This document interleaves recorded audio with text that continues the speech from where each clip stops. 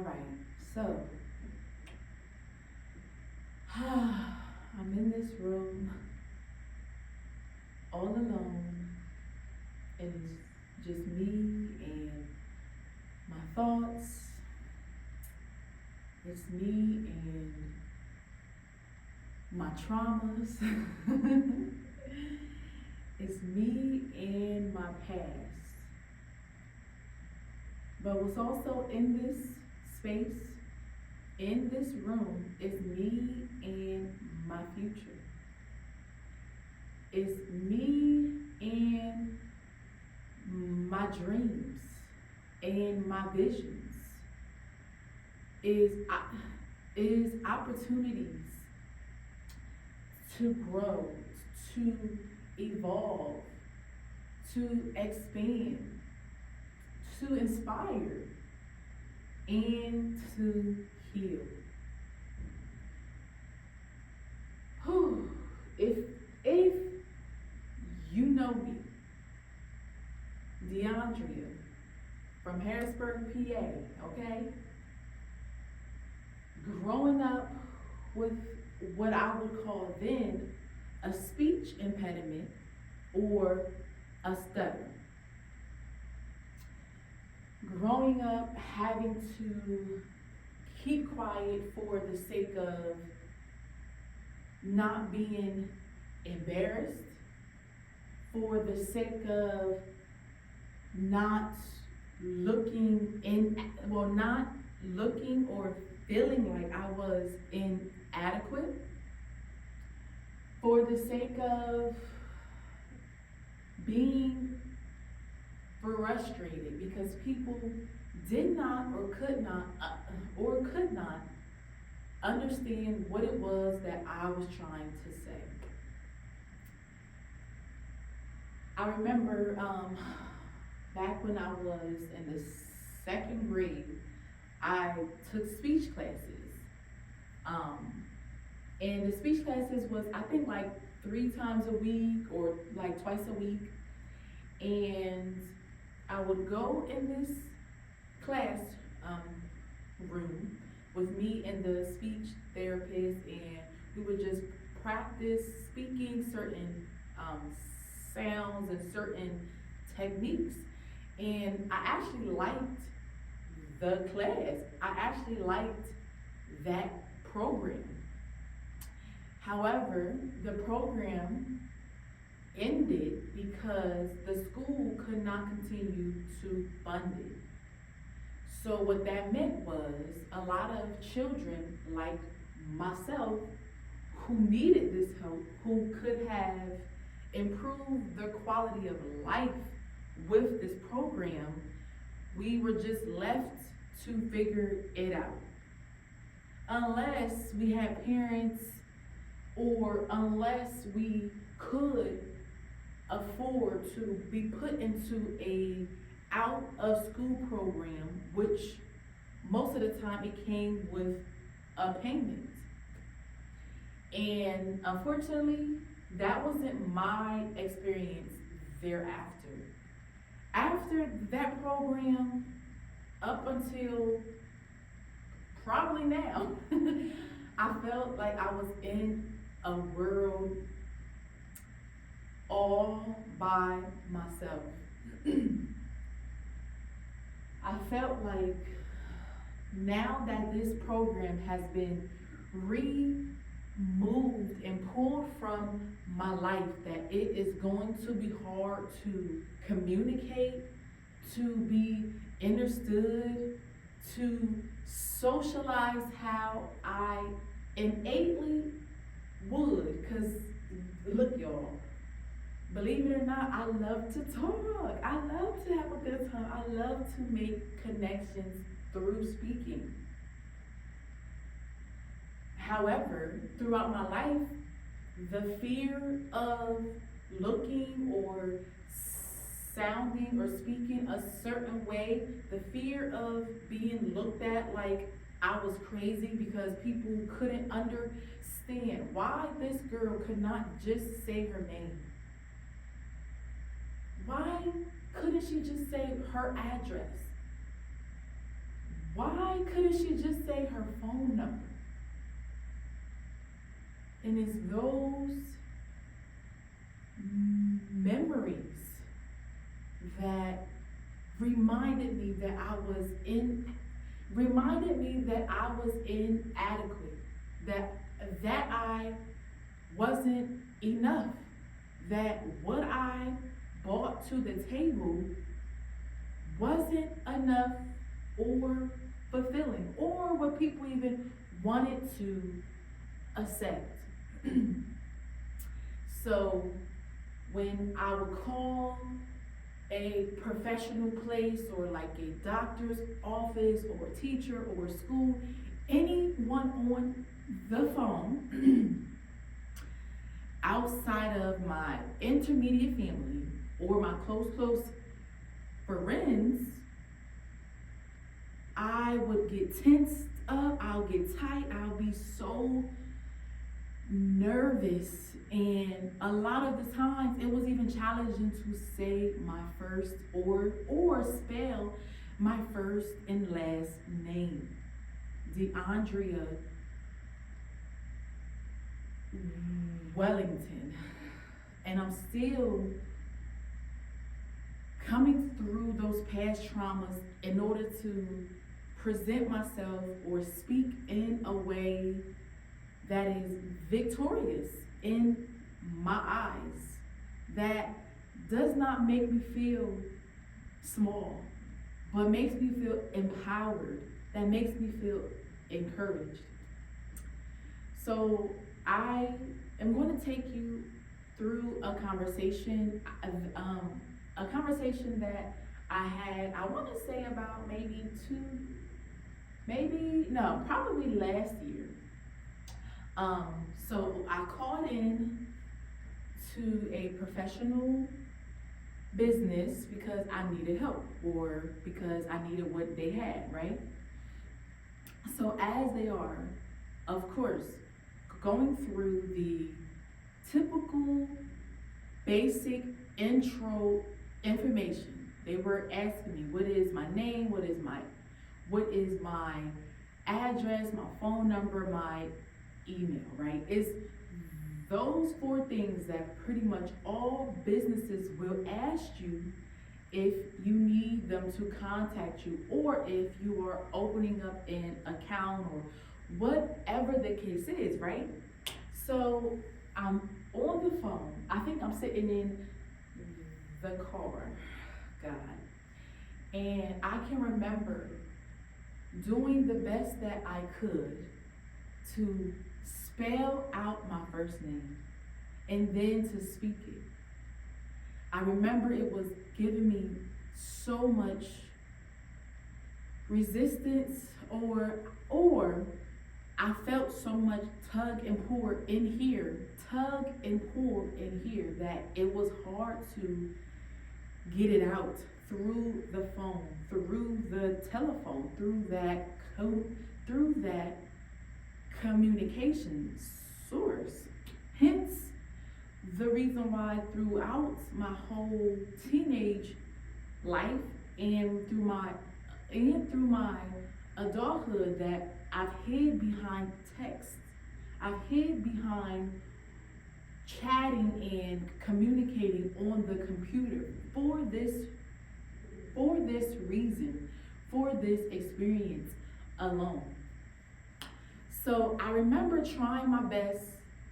I remember doing the best I could to give this man my information, right? Oh, matter of fact, I think it was a bank. So as I'm telling him this, he's like, wait, ma'am, so you don't know your first name? You don't know your address by heart? And when I say, y'all, when he asked me those questions, it pierced my heart. It pierced my heart so much, and I did my best to not reply in a way that would come off as mean and nasty towards him, even though that's how I felt, because now at this point I feel attacked. But I felt so small in that space that the only response that I could offer was just letting him in on my heart, my space, my thoughts, and how what he has said has impacted me in that space, on that call. So I just told him, look, sir, I really do not appreciate the questions that you have asked me to validate who I am in a way that makes me feel like I am not telling the truth. I mean, I can understand that it is a bank. So they need to make sure that, hey, this person is who she says she is. Because we ain't about to have people come up in here not telling the truth, trying to open up accounts and do all of that stuff, and it's not the actual person. So I I inter I inter I understood that, but in that space, it felt like it was coming from a place of attack. It felt like it was coming from a place that was not of love or of understanding or of compassion. It felt like he was like coming at me. Like it felt like I was being laughed at. It felt like I was a joke.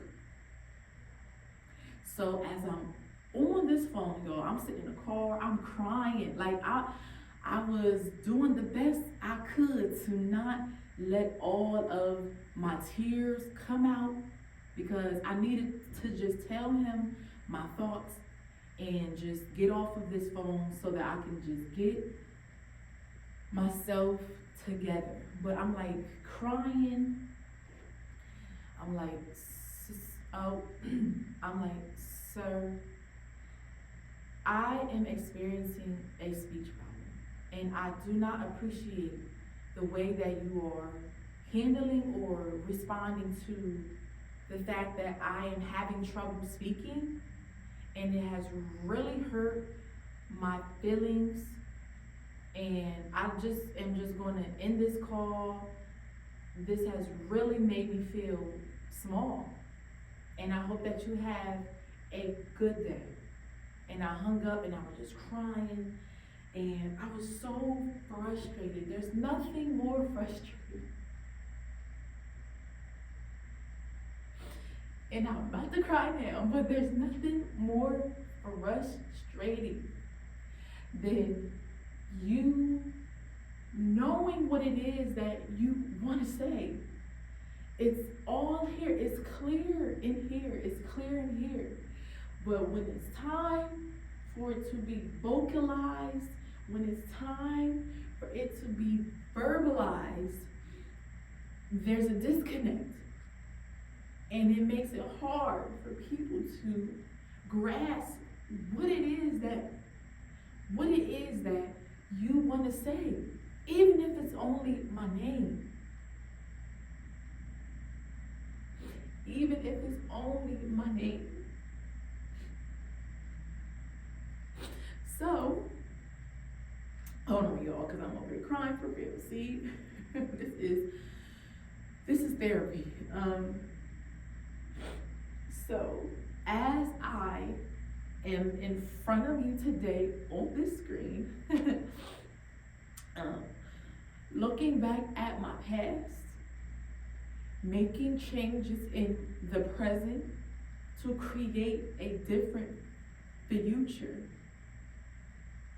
I want you to know that nothing will change until you change.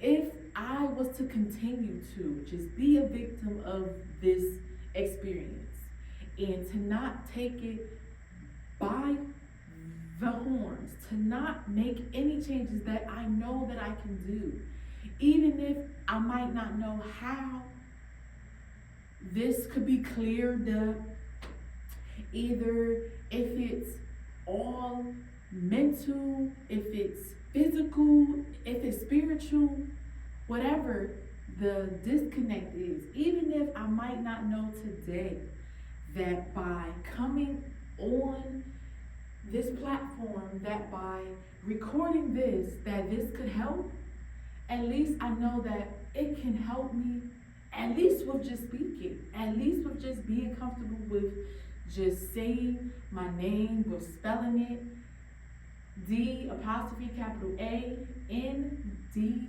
R E A. DeAndrea. DeAndrea. And as beautiful as my name is, because I love my name. I love it. I love it. It just rolls off the tongue, right? It's so beautiful. I've hidden a lot of the beauty that's within me due to fear and trauma of public speaking. No, of speaking, period. Of speaking.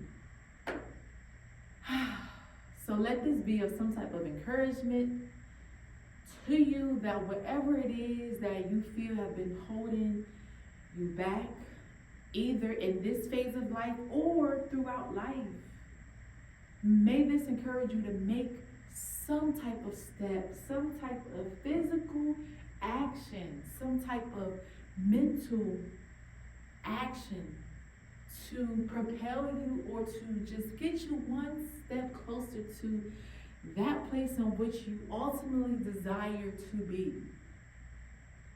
Because for me, I can picture me speaking in front of people. This is only the beginning. I am sitting here, well, I'm not sitting here, but I'm in this space right now. There's no one out here. It's just me. This is practice, okay?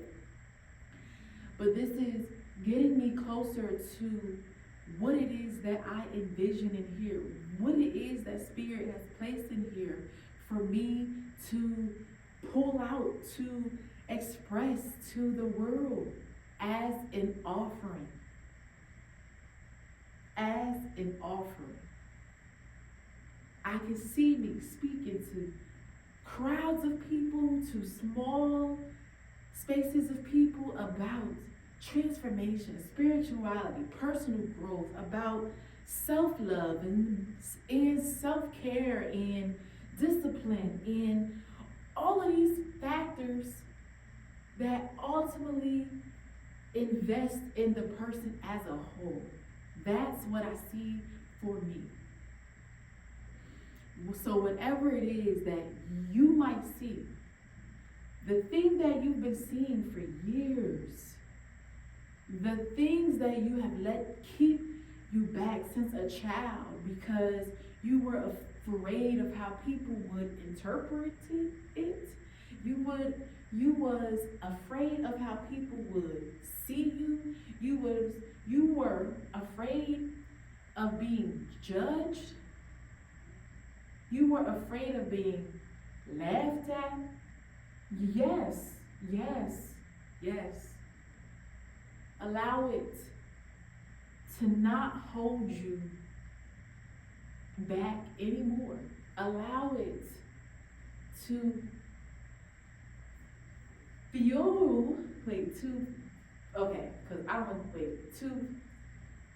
allow it to fuel, how do we say that word? Okay, allow it to power you towards your desires, towards the dreams that you have. Let it go. Make some changes. Don't be afraid. It might feel uncomfortable at first, because trust me, I was like, hold on now. I'm coming in this space. I'm practicing, so something's coming out of it. Am I prepared for what's to come? Am I prepared? Only time will tell. But I felt led to record. I felt led to come in here. Everything is working in divine alignment. Once you allow it and don't resist it, the pieces will begin to connect and make sense more and more and faster and faster. So from a little girl who've been stuttering since she could speak, who've been afraid to voice her opinion, who's had trouble pronouncing and spelling out her name, her number, her address, and her email. I stand in front of you today as a sign, as a symbol that you can overcome it. Continue to listen to Spirit. Continue to go towards your visions and your desires and face these things. Face them. Even through the uncomfortable times. So I'm going to leave that with y'all. And I'm going to keep practicing. This is only the beginning. This is only the beginning. I can't believe that I was on here crying, y'all. This is supposed to be a practice speech. Well, shoot, this is a speech. This is the uncut, the authentic expression of what it was that I wanted to share today. So y'all have a great one, and I'll see y'all next time. Hold on, let me get my tea. And I'll see y'all next time. Thank you. Oh, thank you for my TED Talk. Oh, hold on, let me close this out by saying my name is, oh God. That's brought a lot of emotion. Like, just now from saying my name is, it was like a resistance because the pattern has always been my name is, okay, and now the problems are about to come. All right, and now I am about to have a hard time telling them or spelling it.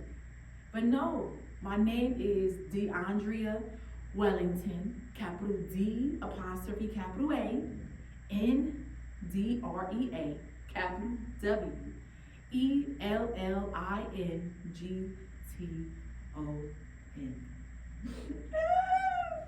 I'm so excited. All right, y'all. Thank you.